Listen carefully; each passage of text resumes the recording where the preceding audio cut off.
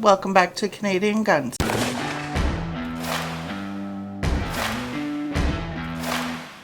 Today we're taking a closer look at this beauty right here. This is the brand new Telson Target Master 5-25 by 56. This optic has been making some quiet waves lately, and I want to see if it's old marketing fluff or if we've actually got a mid-range home run on our hands. This particular model comes with a 34mm tube, a 56mm objective lens, and a total of 32 mils of elevation and windage adjustment. It's got pop-up locking turrets with a turn indicator on the top so you don't get lost on the second revolution. A super crisp ocular and a surprisingly good illumination system with sleep mode in between each setting so you don't accidentally drain the battery if you forgot to turn it off, like I do, pretty much every time. Now price-wise, this sells for around $1,500 Canadian at the time of this filming, which puts it right in that interesting mid-tier range, which is not cheap, but not Night Force mortgage payment territory either. So let's take it outside, give it a spin, and see how it tracks. And don't forget to like and subscribe today. Okay guys, we're outside. We got the new Telson Optic 5-25 by 56 out here. We're going to try and do a little bit of work with it, see how it tracks and everything. I'm pretty sure it's going to track really well. So let's start going all the way up with it.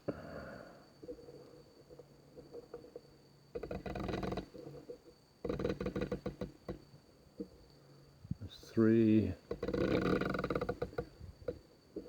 6, 9, 12, there's 15, and let's keep going with it. Okay, so that's the end of it.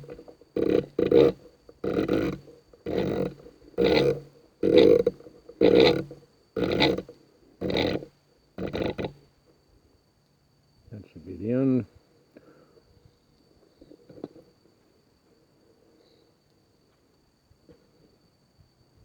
A little hard to see, but until it's right on the button.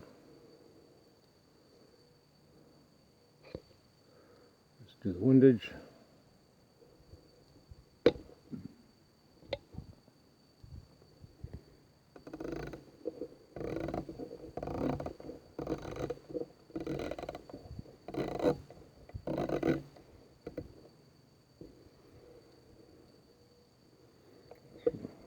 That's it.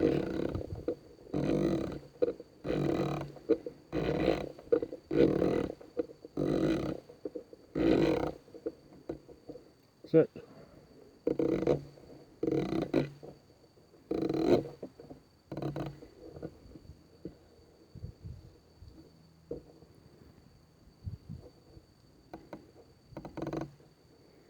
And right there.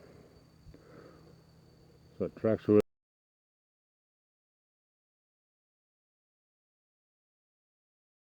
Oh, I just seen a bird fly. So we're still on the money. So we're gonna go 6 mils. We're gonna go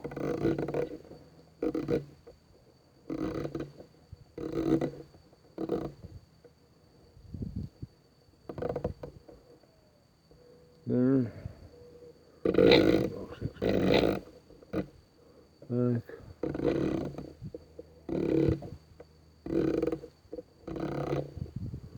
And that should be bang on again.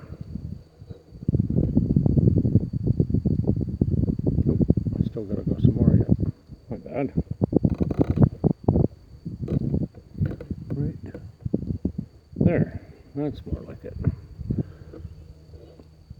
Now this optic uses Japanese ED glass, and honestly, I'm actually surprised. The reticle is etched right into the glass itself. It's a Christmas tree style design, but not so busy that it looks like a Sudoku puzzle. I personally hate over-cluttered reticle. This one hits that nice balance between precision holds and not making your eyes go twitchy when you look through it. Now let's look around at some distance references. First up, this building here. This is 400 yards away. I always start here because it's a fixed reference point for myself. We can clearly see the sighting details and the edges. That's usually where cheaper scopes start to fall apart.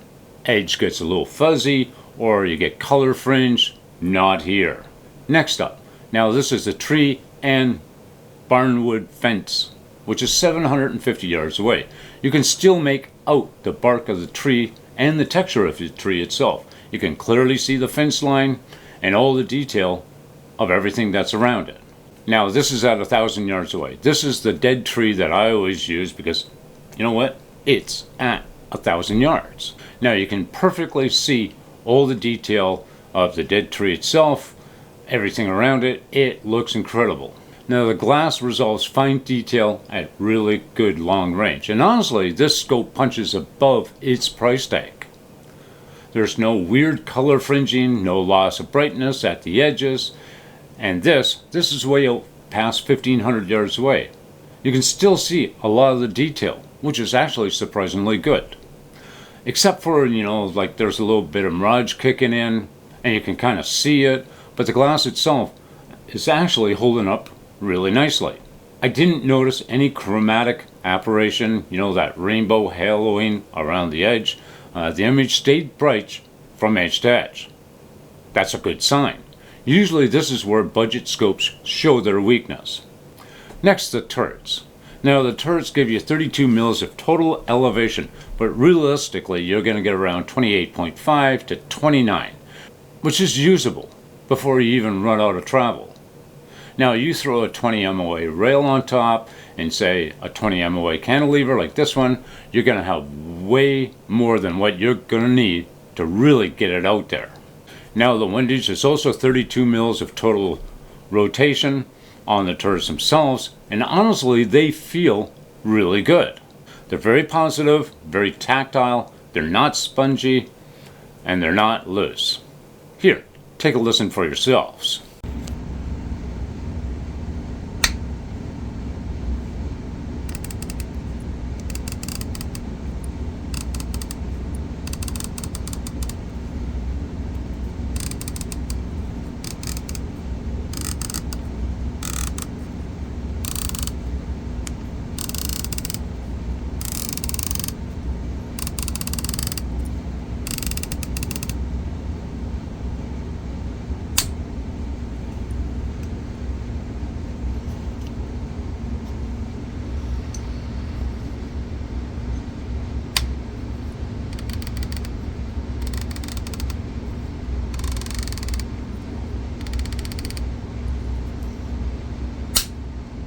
Now that's music to precision shooters' ears.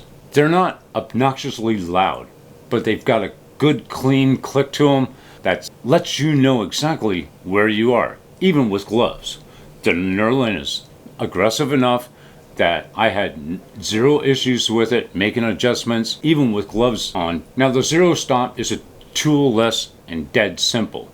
You pop off the cap, rotate it on the inside, you're done, no PhD required. Same for the windage.